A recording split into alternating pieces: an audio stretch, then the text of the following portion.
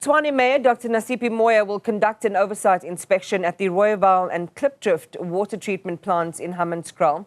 The region has been plagued by long-standing water quality issues. Residents have repeatedly expressed their frustration over unsafe and often contaminated water supply. During the visit, these officials are likely to assess progress made on some of the refurbishment plans for the plants locally and receive updates on when they will be operationally ready. Our Scara Mafokoane is on the story and joins us now.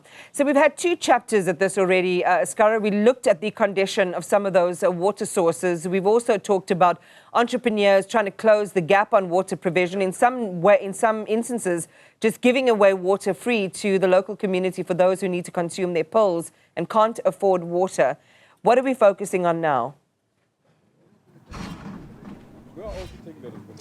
Good morning, Iman. We've now made our way to the Rooiwal water treatment plant, this is where the minister and the mayor are going to be arriving shortly to look at some of the progress that are being made at this plant. And as I asked my colleague Katlego to pen to my left, this is the first sighting we're seeing, Iman, of this plant. We are told by officials that this was the primary source of that contamination into the Apis River, leading to Temba water plant and making the water in Hammanskraal to be dirty and polluted, Iman. And they're telling us that once this problem is solved here at Rooiwal, we may be looking at a more permanent solution towards Hammanskraal residents getting water, Iman. And now I'm going to introduce Iman, the DDG for the Water and Sanitation Department. Dr. Thank you very much for joining us on Channel 405 Newzroom Afrika.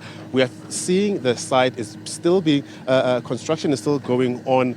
In terms of timings, what are we looking at until Hammanskraal receives that clean water?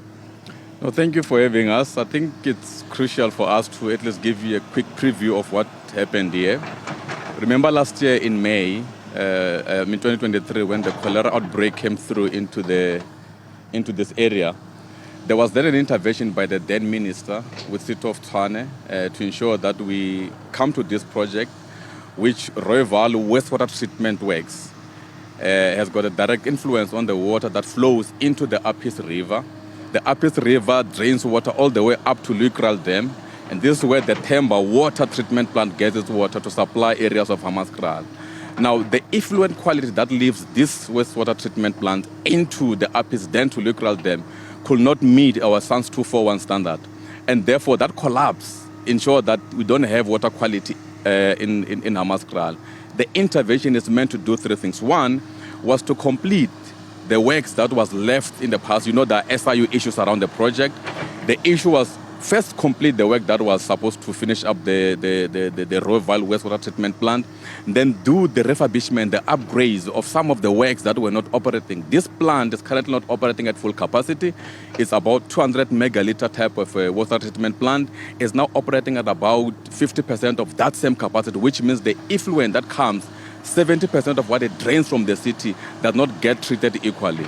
Now, where we are now, they've just finished some of the biodigesters, some of the primary settling tanks to refurbish and upgrade. They are now moving to the next phase, which means they must expand the capacity of this. Back to your question, on the other side of Hammanskraal, where we're supposed to get clean water, until this project is completed, where the plant here will operate at full capacity and treat the effluent properly and discharge into the Apis River, and we get Temba water treatment plant operating at full capacity and be able to clean the water to the required SANS 241 standard, the problem in Hammanskraal and some pockets will still continue. Hence, you heard us talk about the project at Klipdrift, where we are putting together a package plan. So these projects are basically integrated. It's the Hammanskraal water problem has been for over a decade now, you know. To them and some of those residents we spoke to today, they want or they need immediate answers. In terms of timelines, and I'm going to press you, DDG, on this, in terms of timelines, in which phase are we with this project, and when can you give the assurance that those people residing in Hammanskraal will have clean, drinkable water? So let's link the two. In terms of the timelines, the refurbishment and the completion of the first phase of what City of Tshwane was doing here part of the work is done. I think City of Tshwane should be able to give us the nitty-gritties of how will the upgrades unfold and when will they basically finish upgrading of the Rooiwal wastewater treatment plant.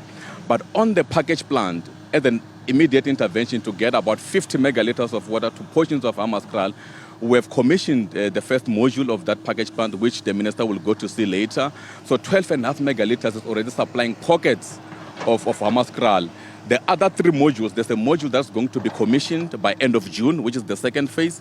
The third phase of that module, of that plant, will be commissioned in end of August, and by end of September, the 4 modules will be operational, which means that 50 megalitres that we're bringing through the Klipdrift water package plant should be able to add additional water to Hammanskraal. The problems, I must say, though, will not be gone, all of them, because for us to get rid of the entire problem, we need the Themba water treatment plant to operate at its full capacity. 30 people dying in 2023 because of that water contamination, because of the cholera outbreak. There has been a South African Human Rights Commission report. The public protector investigated this matter. Is that not embarrassing for the department or the government? I think we need to put things into context. I think scientifically, the results that came out could not necessarily directly link the output of the water at the Themba water treatment plant to Hammanskraal. There were other scientific connotations that were derived from that whole study.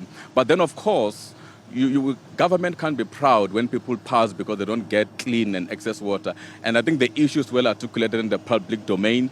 You've mentioned the South African Human Rights Commission. We've accounted as the department. And those are the issues even to the public protector, which we've admitted that what happened in Hammanskraal is not supposed to have happened. But then, of course, these interventions that government is putting together is meant to solve the problem for the long of time. DDG, thank you very much for your time. As I let you go, Iman, there you have it, the DDG of the Water and Sanitation Department. Construction is still going on. We'll hear later from the Minister of Water and Sanitation what she has to say about this. But we hear from authorities, from the DDG as well, that once this project, Iman, is complete, we may be looking at a more permanent solution towards clean, drinkable water in Hammanskraal.